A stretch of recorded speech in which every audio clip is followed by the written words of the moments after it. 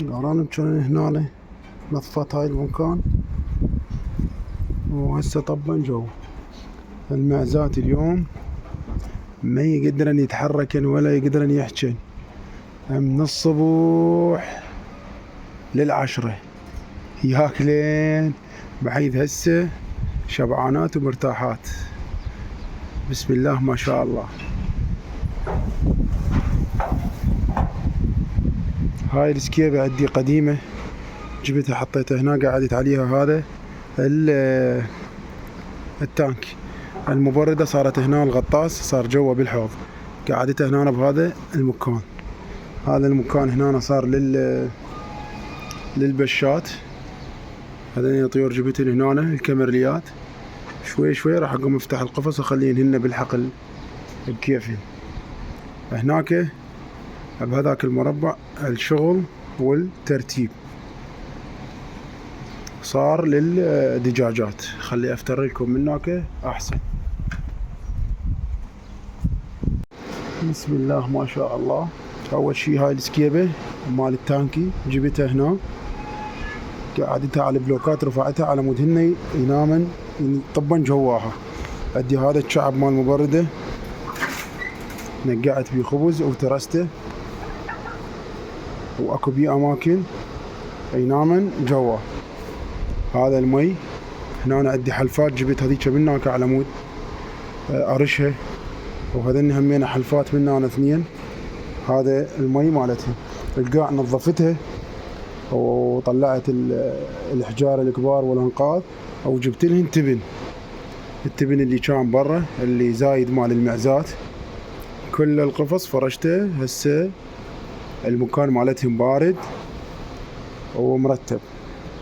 هذا المي همينه اضافي، جبت لهن علف، راح احصرهن هنا. هاي مين طبت، هسه راح اطلعها هنا. أنا راح يصير المكان بس للدجاجات.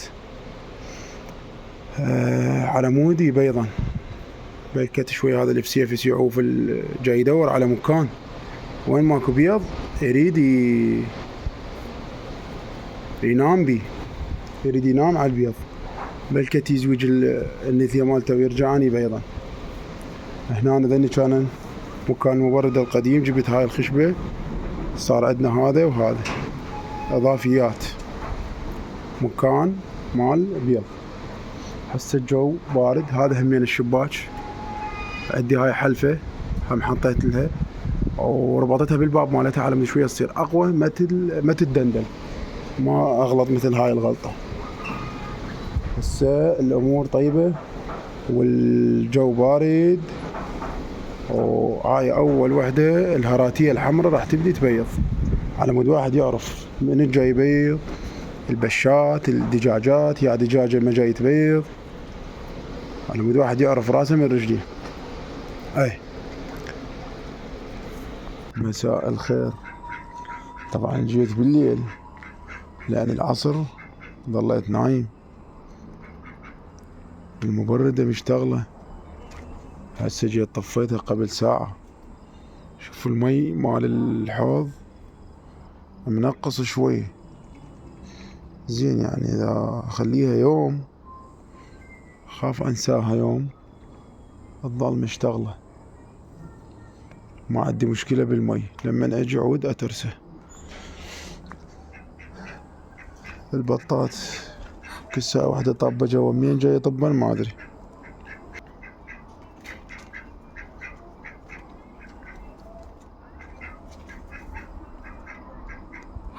لأن الأرانب هسه راح أحشلن حشيش. المعزات طلعتهم برا، هسه جاي ياكلن. شغلت لهن الأضوية وجاي ياكلن.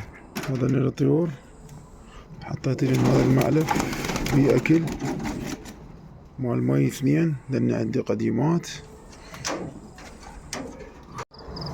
يلا الطبب الصخور يطلع عن البطات. يلا ولك طب.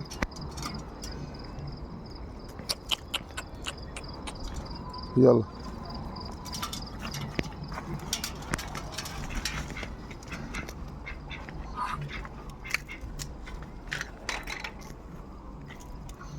هاي الحاشوشة عبالي اشتغل بيها بس كالعادة ما تشتغل.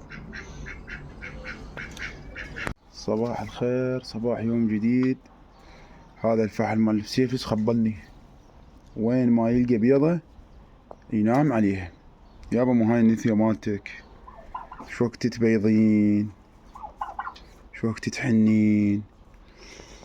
المهم شفتوا الترتيب، عدلت القاع، حطيت لهم هذا التبن الباقي مال المعزات، وحطيت لهن علف. اشتريت قونية علف انا مودي ينشنشن ويرجعن يبيضن. هاي السكيبة انا دائما بالصيف اسوي هاي، ارفعها وارشها بمي واحط الحلفات، انقعها بمي فيجيه المي، فيصير المكان يصير بارد، فالمكان اللي جوا السكيبة يصير بارد، اضافة الى ضفت هاي المبردة. صراحة احسن مكان اشوفه مناسب الها، قامت تضرب على هاي الصفحة وتضرب على هاي الصفحة. هنا أنا حطيت سيم، شريت هذاك القاطع. عندي واتر بوم كبير قديم موجود بالمخزن، شمرته جوا بالحوض. هذا القديم مالتها صغير، بدلته. يعني هسه المي مالتها الذبة بالحوض. هذا الواتر بوم الكبير جديد هو يعني، بس قديم، بس مضموم عندي بالمخزن. جديد هذا الغطاس، ما مستخدمه بس كان مضموم عندي بالمخزن، اجى وقته. هاي البارحة كل التبن اللي كان هنا كله نظفته، طببته جوا للدجاجات.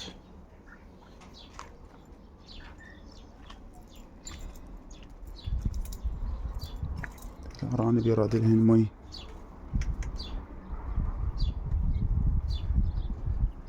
يراد لهن مي ويراد لهن أكل، لأن البارحة نسيتهن أصلا. هسه اجيت الصبح طلعتهن كلهن، الدجاجات والبشات. البشات متأقلمات ويا الوضع، أنا ما عندي مشكلة بيهن. شوف شوف شوف شوف شوف وين يعني هاي قاعش كبرها شقدها، ماكو هيج عقلية. يعني هاي قاعش كبرها الشك ايش تاكلين مقرنص. يلا يلا يلا يلا يلا يلا، قاعش كبرها شقدها. شوف هذه تاكل الأرانب.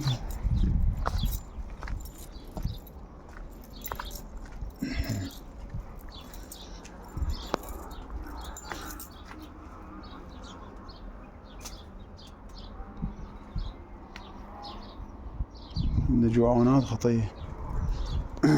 احش للأرانب.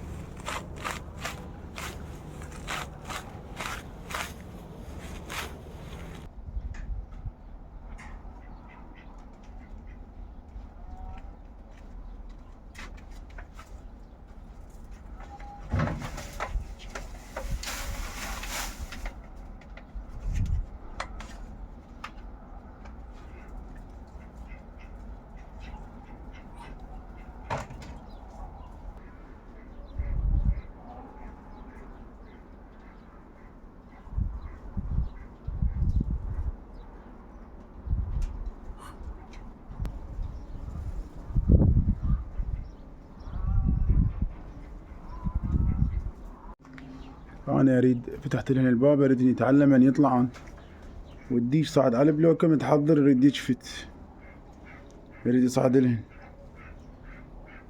هذا صراحة هذا القفص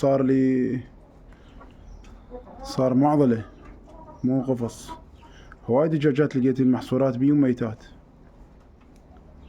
فحطيت هاي البلوكة، سديت هاي الباب لغيته.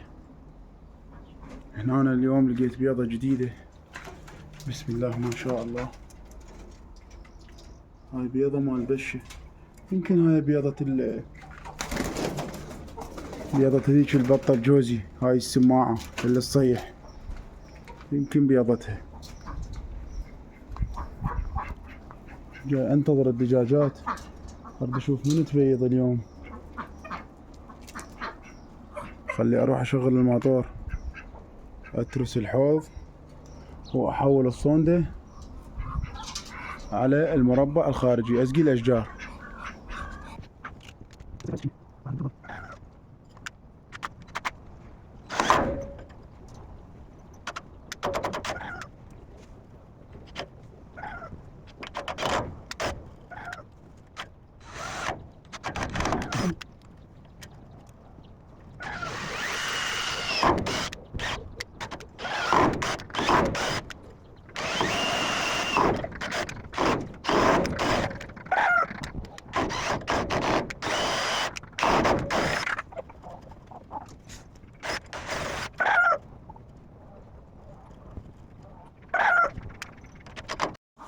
لأن قديمات أنا مسويهن بس رابطهن بسيم.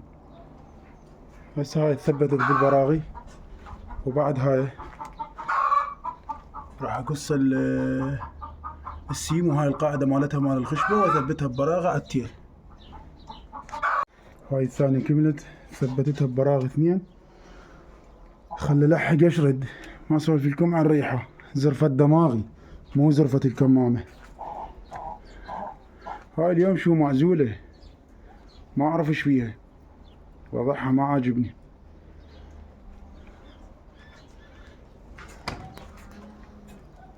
ما شاء الله ما شاء الله.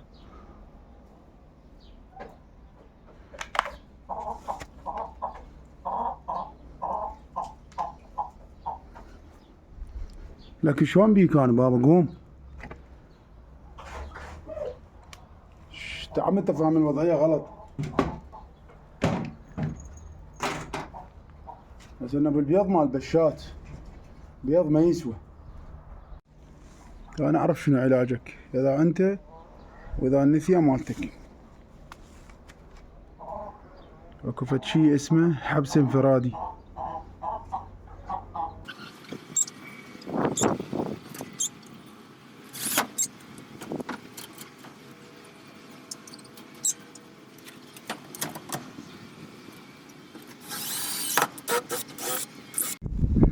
جت الكهرباء وشغلت الموتور على مود اترس مي.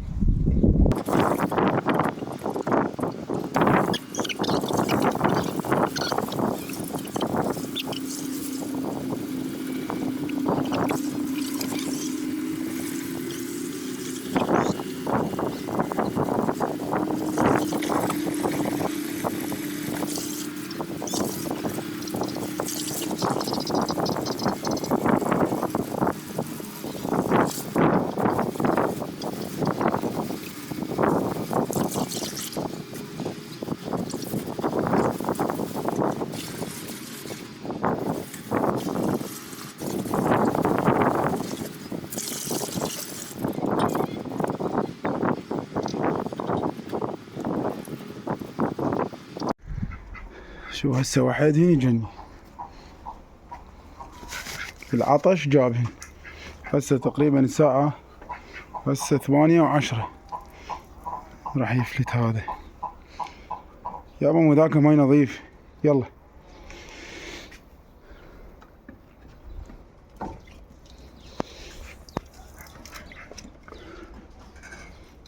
جابهن العطش.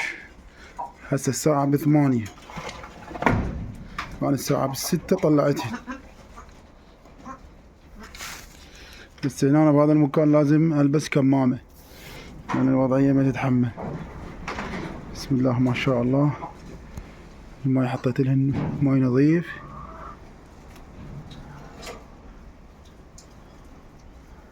والوضع تمام، بس هذن الفحلة احسن ما ماكلات، لان بس قمزن. هذا الفحل وهذا الفحل احسن بس قمزن ما ماكلات. المهم يعني اللي علي سويته من 6 الصبح والسبعة وهسه ب8 و10. هنا واحد يجينا رافعات السيم من هناك، هذاك السيم طبعا لازم اسويه. خلي نروح نكمل شغلنا. هاي من هنا جاي تفلت، خلي احط لها سيم على مود اكمل سقي الاشجار.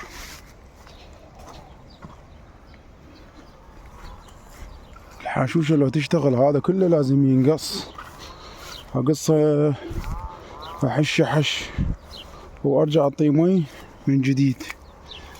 شوفوا من هذا الركن، من هذا الركن جاي يرفع عن السيم ويجني يطبل. المهم هنا صار لهن ساعتين اكلا وشبعا. انا لما اطب بالدغل واطب بيك اماكن تقوم عندي الحساسية، صارت عندي حساسية من ورا الدغل. المهم هسه خلي نفتح المي بهاي الصوندة، نسقي الاشجار، وشوية اكو اماكن يحتاج لها مي نعطيها مي، وراح ارتب مكان للطيور. يريد اني حفرا اكلا شربا مي، بس المي مالتهن يراد له تبديل. هسه راح ابدله. هنا أنا الجماعة هاي علامة الجودة، كلها مبطوحة شبعانات ومرتاحات، بسم الله ما شاء الله. هنا أنا عندي هذا القفص. اول شي هاي الشمعة لفيتها بتيب لان القواعد مالتها ما جاي ترهم، وعندي هذا القفص علقته هنا. هن شوية بالبداية مستغربات لان هذا القفص فريته، الحاجة ام الاختراع.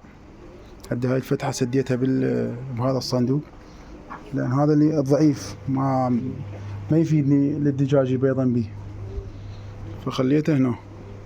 هاي الخشبة خليتها هنا مؤقت، هذا راح احصر بيه الفسيفس. بس عندي خشبات وبوب بالبيت راح اجيب من العصر على مود اسوي باب لهذا القفص واجهزه اكمله. اخلي هنا الفسيفسات. هنا همينه كانت عندي الوايرات مدندله ومكومه كلها تيابتها وخليتها فوق على البلوك، وهذين الحلال ثبتتني هناك فوق، صار هسه حصر ما يحتاج ربط. وهاي وحده وهذيك وحده هناك. القفص هذا فريته هنا. ليش؟ لان الدجاجات يصعدن على هذا القفص، ومن هذا القفص يصعدن فوق. انا هنا فوق راح اخلي المي والاكل مال الطيور، يعني ظل بس الهن. دجاجات العرب ما شاء الله يعني منا من القاع على هذا القفص، ومن هذا القفص يصعدن هنا فوق. انتبهت على هاي الشغله ففريت المكان مال القفص. بعد شنو سويت؟ هذني هاي الخشبات والدنق اللي كانن هنا فلشتها. هاي الدنقة دنيتها هنا على مود تلزم هذا القفص. هذا القفص همين راح اقص الوجه ماله، راح اخلي بيه حلال وسلات همينه للطيور. لان بعد راح اجيب شكو افراخ يطلعن اجيبهن هنا.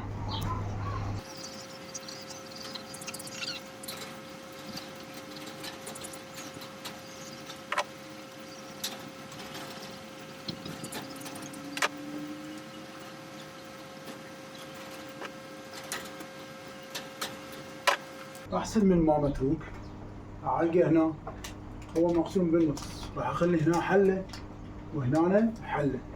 هنا واحد من الطيور يصعدن، ومرور الوقت راح يندلن هذا المكان ويبيضن به ان شاء الله. هاي الخشبه وهذوليك القواطع زايدات راح اشيل. هسه عندي بعض خشبات راح اخليه لاني طوال، وحدة منه ووحدة من هناك على مود الطيور يظلن فوق، لأن هذني مقصوصات بعدهن ما مجيحات. وقع واحد بالقاع والفحل اللي بسيفس صار رجال عليه وقام يقتله، فعلى مود الطيور ما يوقعن. الأكل والمي مالته راح تصير فوق على القفص، وراح أحط لهم عوادين 2 كبار، وهناك الإحلال مثل ما شفتوا على البلوك، وهذا همين مكان القفص، فعلى مود يظلن فوق يتعودن على الحقل ويعيشن بالحقل كله، يعيشن بحرية براحتهم.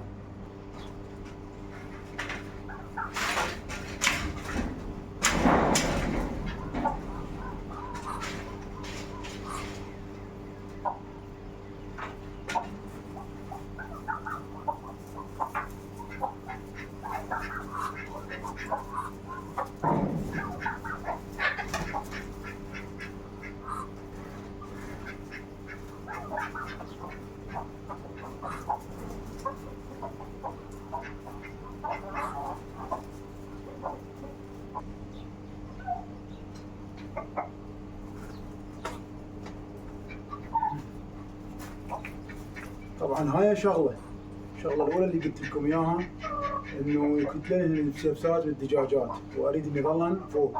الشغله الثانيه يوقفن على الوايرات، وهاي الوايرات مال الشمعات، وهاي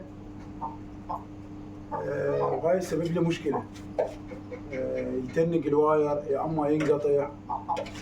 راح اخلينا ذن الخشبات العاليه على مود ينسن الوايرات ويظلن واقفات على الخشبه.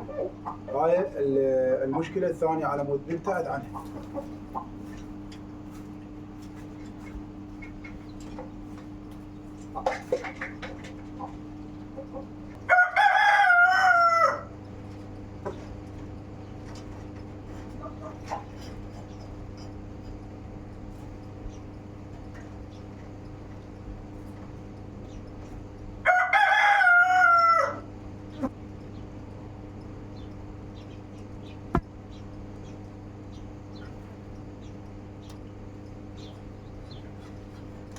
جيد، لا بأس.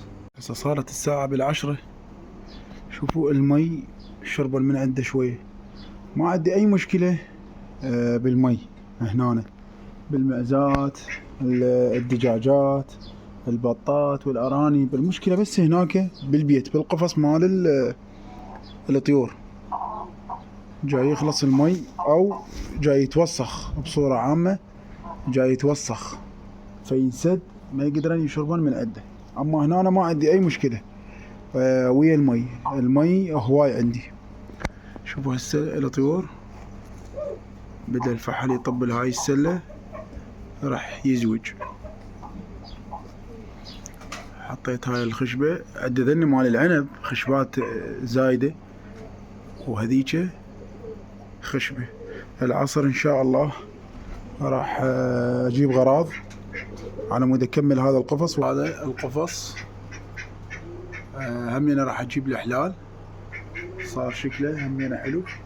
راح بالخشبات هناك من برا عندي ذنيك الاقفاص الصغار مال البلابل مال طيور الحب، وهذا همينه عندي واحد همينه، وذنيك راح افتحهن اللي داخل القفص راح اطلعهن اخليهم برا، مثلا هنا على هاي الخشبه، هناك على ذيك الخشبه، هناك فوق الباب اخلي واحد.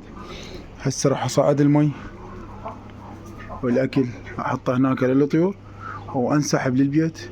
العصر ان شاء الله او المغرب نجيب الغراض ونجي نكمل شغلنا. هذني الطيور والله خوش مكان، منظرهن حلو، بس خايف عليهن من البزونة. هذا صاحبنا لحد الآن مكرك، يا هي اللي تبيض يكرك على بيضتها، شنو سالفته ما ادري. المهم عندي ذني بيبان 2 ثبتتني بخشبات،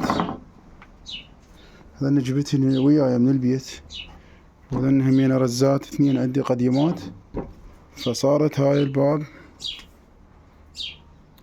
بهذا الشكل. راح اثبت له هنا دنقه وباقي الفتحة أسدها بهاي الخشبات. تضوى ماكو.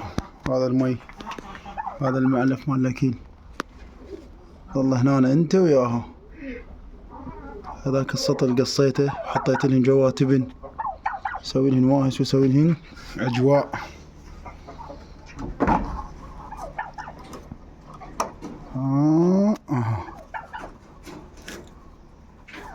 حتى طبرت صبعي من وراهن.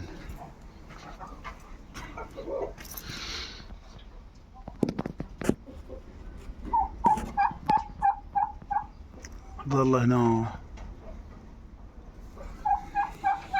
المربع مال الجت، اعطيته مي وسقيت الاشجار. نجي هنا، هذا الحوض ترسته، المبردة هسه شغالة. رشيت الليف، هذا مي هنا، هذا مي، هذاك مي، هناك جوا صار خبز منقع. هذا العلف، بسم الله ما شاء الله. اكو دجاجات قامن يبيضن هنا، واحدة من عندهن الهراتية، واعتقد هاي هذين هنا طلعتهن 12 بيضة. هاي البطات. هنا الارانب لقيتهن طالعات. هذيك الخشبة نفسها اللي جوا لقيتها واقعة من ورا الصخور، بدلت لهن المي. شوف يعني شكو شي مؤذي ياكلن، حفرنا للباب تحفر الا اكلن الليف كله. هسه طبيت ربطتها بالسين على مود هن ما ياكلن، او مش بقن هن كل الليف خلصن، وعلى مود الارانب ما يطلعن. هن استوهن طبن، ترستلهن مي بس شربن. هسه راح ارجع اترسه. هنا هذا الحبس الانفرادي مال الفسيفس. راح اشيل هاي الخشبة اوخرها، ارتب هاي الهوسة، وخلصت بعد ما عندي شي. هذا طيور اعطيتهن مي واعطيتهن اكل. ولهنا حبايبي وصلت وياكم الى نهاية حلقة هذا الاسبوع. ان شاء الله عجبتكم وان شاء الله استمتعتوا. لا تنسون اللايك والاشتراك، وانتظرونا بالحلقة القادمة.